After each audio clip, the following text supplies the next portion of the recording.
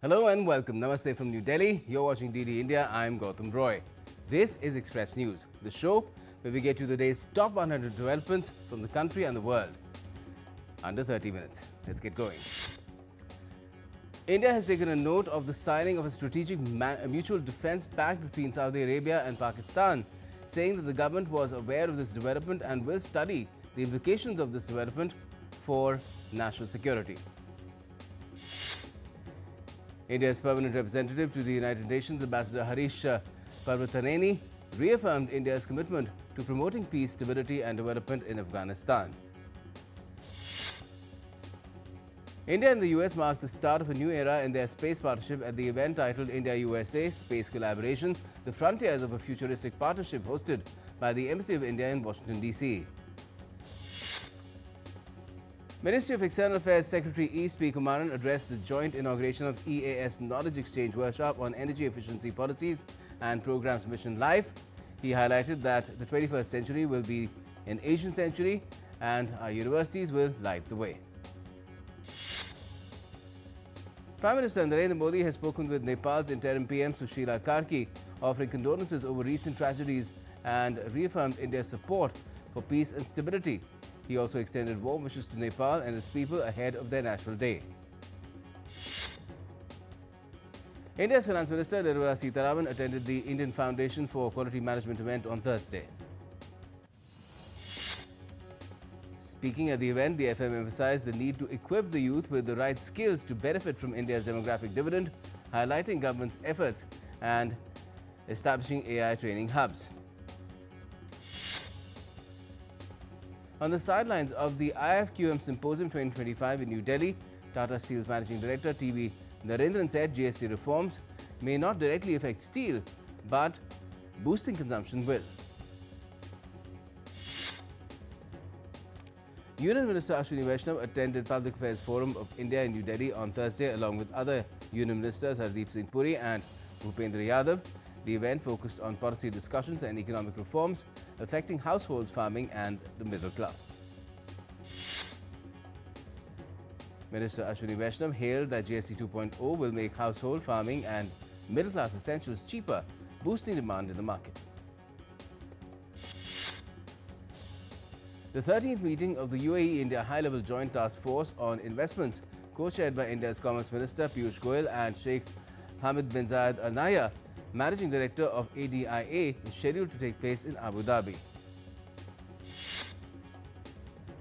Union Minister for Road, Transport and Highways Nitin Gadkari addressed the Indian Chamber of Commerce Global Business Summit 2025. Highlighting the progress in hydrogen innovation, Gadkari said India is now in a position to start its railways on hydrogen fuel. Home Minister Amit Shah on Thursday interacting with BJP workers in Dehri, Bihar. Minister Shah is on a day-long visit to Bihar. Addressing the gathering, Amit Shah accused the Congress party of ignoring development issues and instead working to protect illegal infiltrators from Bangladesh. India's MSME Minister Jitan Ram Manjhi led the mega conclave on PM Vishwakarma scheme and National SCST hub in Bihar. The event was held to commemorate the second anniversary of PM Vishwakarma scheme. Security forces killed 4 Naxals in separate encounters on the Chhattisgarh-Maharashtra border on Thursday. The encounters took place between personnel of C-60 commandos and CRPF when they were on an anti-Naxal operation. The Chinar Corps of the Indian Army has paid tribute to foreign soldiers in Uri, Jammu and Kashmir, acknowledging their bravery and sacrifice against a terrorist attack. Union Environment Minister Bhupendra Yadav led the tree plantation drive under Ek Ped Maa Ke Naam campaign in New Delhi. The minister informed that tree planting program was carried out as part of Seva Pakhwada being observed on the occasion of Prime Minister Modi's birthday. Ambassadors and High Commissioners of over 70 countries along with Delhi Chief Minister Rekha Gupta attended the tree planting drive under Ek Ped Maa Ke Naam initiative. Voting for Delhi University Students' Union elections is underway and is being held across 52 polling stations. A total of 21 candidates are in the fray in the DUSU elections this year. Indian equity indices ended higher with Nifty above 25,400 at close. Nifty was up 93.35 points at 25,423.6. The broader BSE Sensex was also up 320.25 points at 83,013.96. But the Indian rupee ended 33 paise lower as compared to the USD at 88.13 on Thursday.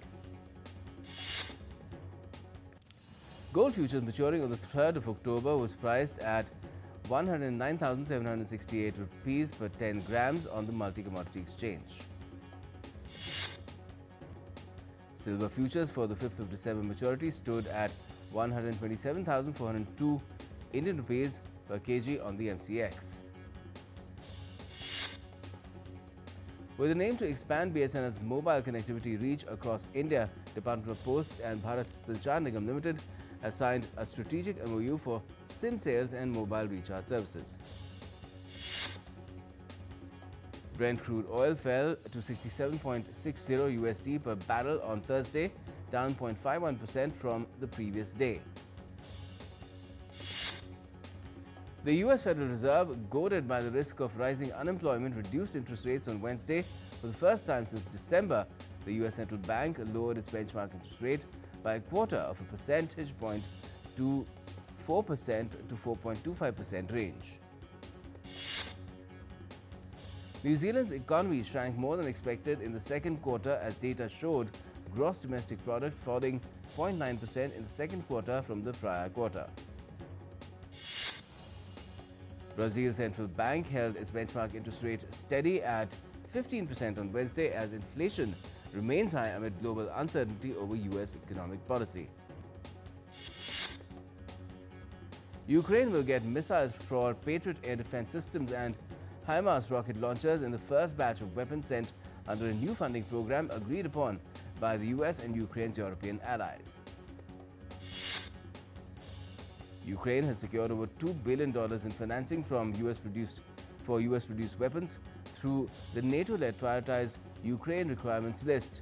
President Volodymyr Zelensky expects total committed funds to reach $3.5 billion in October. Amidst growing tensions in the Russia-Ukraine conflict, Danish-led joint military training exercises Arctic Light 2025 are taking place in Greenland, marking the largest military exercise in the island's modern history. NATO forces put on a display of firepower in Poland with tanks, helicopters and jets taking part. The exercise is codenamed Iron Gate. World leaders will gather in New York starting the 23rd of September for UN General Assembly meeting. UNGA President Annalena Baerbock underscored the importance of the UN Charter and the need for reform and greater inclusivity. US President Donald Trump met with his British counterpart Keir Starmer on Thursday. Trump is on a state visit to the United Kingdom. King Charles III and the royal family hosted a lavish banquet for Donald Trump and his wife Melania at Windsor Castle on Wednesday. The British government has announced a record-breaking $204.87 billion package for US investments into the UK during Trump's state visit. 3 police officers were shot dead and 2 others were critically wounded in Pennsylvania on Wednesday in a confrontation with a gunman who was fatally shot by the police. According to reports, officers were attempting to serve a search warrant when the gunfire took place. Tyler Robinson, the 22-year-old suspect in the murder of conservative activist Charlie Kirk, was described as cooperative, somber and quiet at the time of his arrest. Utah prosecutors are seeking the death penalty for Robinson. He is charged with aggravated murder for killing Kirk. Donald Trump celebrated Walt Disney-owned ABC's decision to pull Jimmy Kimmel Live off the air on Wednesday after remarks by the show's late-night host about Charlie Kirk's assassination sparked harsh criticism by the head of the Federal Communications Commission. Thailand police fired tear gas and rubber bullets at Cambodian civilians in a disputed border area, injuring at least 23. The most significant escalation since they declared a ceasefire to end a deadly 5-day conflict in July. Former Brazilian President Jair Bolsonaro was discharged from hospital on Wednesday. He was sentenced to 27 years in prison by a Supreme Court panel for conspiring to stage a coup following his loss in the 2022 election. Venezuela has launched 3 days of military exercises on its Caribbean island of La Orchila as tensions soar amid U.S. military activity in the region. Cuba's Foreign Minister Bruno Rodriguez has called on the United Nations to stop the U.S. from increasing military presence in the Caribbean, warning it will lead to war. Train drivers and operators went on a strike on Thursday, disrupting metro lines in Paris as part of a day of protests against looming budget cuts. Unions are calling for the previous government's fiscal plans to be scrapped. In Bangladesh, former Prime Minister Sheikh Hasina and 10 members of her family will be unable to vote in the upcoming 13th national parliamentary elections as their national identity cards have been locked. Bangladesh is grappling with a severe outbreak of dengue fever, with hospitals across the country struggling to cope with the rising number of patients. The Director General of Health Services has confirmed that at least 156 people have died and 39,192 others have been admitted to different hospitals this year. Amid public grief and youth protests in the recent past in Nepal, the Speaker of Bagmati Province Assembly, Bhuvan Kumar Pathak, has resigned from his post.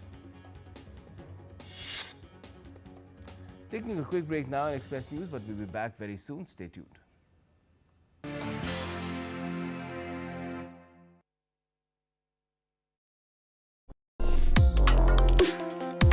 Complex issues, hidden agendas, twists and turns, strategic games.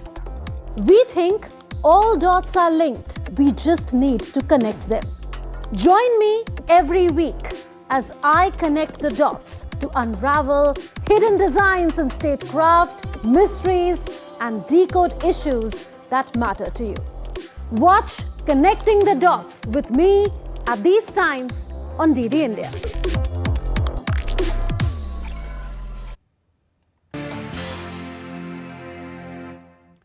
Welcome back. You're watching Express News on DD India. I'm Gautam Roy. Let's resume.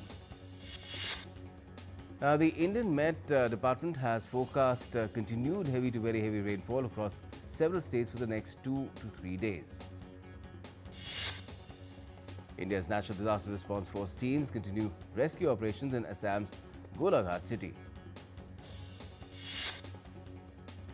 In Golaghat, the rescue teams have evacuated 250 persons along with 69 livestock and shifted them to safer places.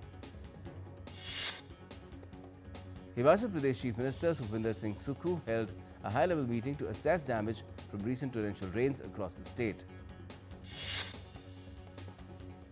Again in Himachal Pradesh, police along with the State Disaster Response Force continued Operation Hausa to rescue people stuck in various areas after flash floods struck the Dharampur area. Pushkar Singh Dhami conducted an on-site inspection of relief and rescue operations in disaster-affected areas in the state. Torrential rain in North Indian state of Uttarakhand's Chamoli has triggered another cloudburst, resulting in heavy debris flow. 6 buildings were also reduced to rubble in Uttarakhand's Nandnagar Ghat. The local administration said that 14 people are missing, while 2 have been rescued. Relief and rescue operations are underway. On Dehradun-Mussoorie highway, cracks in several places on the Mussoorie road caused by the rains has resulted in the disruption of traffic. Heavy rainfall lashed parts of Hyderabad on Thursday, resulting in waterlogging across several localities including Khairatabad and MS Mukta, causing inconvenience to residents as well as others. In foreign shows, Western Japan's Ehime Prefecture, foreign residents joined a local event where they rode oversized wooden hangiri baskets on water. The activity aims to introduce foreigners to local traditions. 15 participants from 10 countries tried maneuvering the giant tubs, with many tumbling into the water, sparking fun as well as laughter. The Lanka art exhibition is being celebrated in Indonesia's Banjarmasin. The showcase features works of 95 artists from regions across Indonesia. Iraq's Duhok is set to host the 18th Grape and Honey Festival, celebrating the harvest and supporting local farmers. The two-day event will showcase grapes, natural honey and other crops from around 50 farmers and beekeepers. The Indonesian Embassy in Bangkok marked 75 years of Indonesia-Thailand ties with Indonesia Culture Night 2025. The event featured traditional music as well as dance. In Australia's Melbourne, the Museums of Victoria Research Institute showed images of a collection of butterflies. These included one of the insects stolen by British ski champion and acclaimed painter Colin Wyatt. In Peru, archaeologists have found a 12 million year old porpoise fossil, a marine dolphin species, in the south of the country. The petrified skeleton was found in almost perfect condition during an excavation of the Okukohe Desert. The Australian government on Thursday committed 2023 climate target. The government has set a national target to reduce emissions by 62 to 70% below 2005 levels by 2035. In the Carlanques National Park, extensive work has begun to clean up the southern coastline of France's Marseille. The area has been contaminated for 2 centuries by various industrial activities. A newly resurfaced painting by legendary Spanish artist Pablo Picasso, unseen by the public for over 80 years, is scheduled for auction in Paris. The painting is projected to sell for a minimum of 8 million euros. A new AI-powered app is helping keep people, that is young people, smartphone users, safe online. The app works by alerting both their parents and the child when they are exposed to harmful content. The app, called Soy Lee, flags harmful content on platforms like TikTok, Instagram and YouTube rather than banning or restricting access to it. Taiwan on Thursday opened the Taipei Aerospace and Defense Technology Exhibition with around double the number of exhibitors. This year's expo features 490 exhibitors at 1,500 booths. Taiwan entrepreneur Nelson Yang's farm to material headquarters in the central Changhua belt is turning banana fiber into textiles. The company processes banana pseudostems into fibers that can be used for socks, blended fabrics and even vegan leather. The trailer of upcoming comedy reboot of the film Anaconda has been officially released. The trailer offers a hilarious glimpse into Jack Black and Paul Rudd's wild jungle adventure. Anaconda is directed by Tom Gormican, known for his work on The Unbearable Weight of Massive Talent. The movie is scheduled to release on the 25th of December, that's Christmas Day. The hit series The Summer I Turned Pretty will conclude with a feature film and will be written by Jenny Han. American actor and TV host Mario Lopez is set to host the 2025 Daytime Emmy Awards, taking place on the 17th of October in Pasadena, California. American rapper and singer Post Malone is set to perform his first ever solo headline show in India on the 8th of December this year in Guwahati. Tickets will be available starting the 20th of this month. Stars and filmmakers from around the world walked the red carpet to open the 30th anniversary of Asia's largest film festival, Busan International Film Festival. Top Indian celebrities attended the premiere of Bads of Bollywood in Mumbai. The film is directed by Bollywood actor Shah Rukh Khan's son Aryan Khan. The Japanese anime film Demon Slayer Infinity Castle has maintained steady momentum in Indian theatres. The film has collected 51.20 crore Indian rupees net in 6 days. The makers of Kalki 2898 AD, Vijayanthi Films, took to their official X handle to announce the exit of Deepika Padukone from the sequel of the film. South Indian action film Marco is getting a sequel titled Lord Marco, directed by Hanif Adeni. The lead actor Unni Mukundan, who played Marco in the first film, will not be reprising his role. sports now, and double Olympic medalist PV Sindhu sailed into the quarterfinals of the China Masters with straight games win in Shenzhen on Thursday. In doubles, India's pair of Satvik Sairaj Rankireddy and Chirag Shetty also advanced into the quarterfinals after they took down Chinese Taipei's Wang Xiyin and Chui Yang Che. 8 Indian shooters have secured their spots in the International Shooting Sport Federation World Cup in Qatar, scheduled for the 4th to 9th of December. Double Olympic medalist Manu Bhaker is the only Indian shooter to have made the cut in 2 events, the women's 10-meter air pistol and the women's 25-meter pistol events. Union Sports Minister Mansukh Mandavia conferred awards to exporters who excelled in global markets and boosted India's image as a trusted source of quality sports goods and toys. Afghanistan must win against Sri Lanka in Abu Dhabi on Thursday in order to make the Asia Cup Super 4. Pakistan set up another clash with India on Sunday at the Asia Cup after defeating the United Arab Emirates by 41 runs in Dubai. In women's cricket, India thumped Australia by 102 runs in the second ODI in New Chandigarh to draw the 3-match series 1-1. Phil Salt led the way with 89 runs as England beat Ireland by 4 wickets in the first T20 match in Dublin to go 1-0 up in the 3-match series. Labour Cup tennis tournament between Team World and Team Europe is set to kick off in San Francisco on Friday. Liverpool captain Virgil van Dijk headed a last-gasp goal in stoppage time to lead his team to a thrilling 3-2 victory over Atletico Madrid in the Champions League opening game. Harry Kane's brace guided German champions Bayern Munich to a 3-1 victory over Chelsea in their league opener. Paris Saint-Germain kicked off their campaign with an impressive 4-0 win over Atlanta.